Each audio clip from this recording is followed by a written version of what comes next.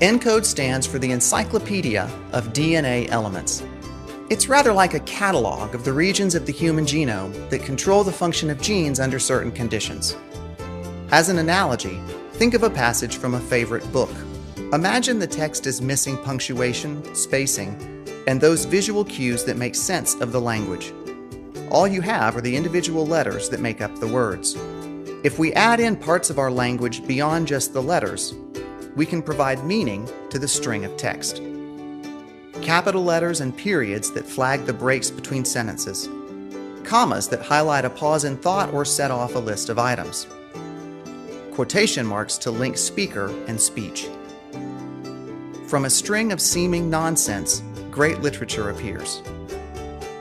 In a similar way, the ENCODE project is helping scientists make sense of the human genome by understanding the great biological language contained in the chemical letters of our DNA. The human genome contains 3.2 billion letters. The Human Genome Project determined the location of more than 20,000 genes, specific instructions that tell the cell how to make proteins such as hemoglobin or insulin. However, areas of the genome we can recognize as genes only take up a small part of the physical genome, leaving the functional significance of much of the genome a mystery. The ENCODE project is the genetic equivalent of providing spacing and punctuation, a set of experiments that determine which pieces of DNA regulate the action and storyline of the genome. For example, identifying regions where proteins called transcription factors bind the DNA to control gene activity. Other experiments searched for DNA methylation, small molecules that attach to the DNA sequence, subtly changing the shape of the molecule and conveying additional information to the cell's machinery.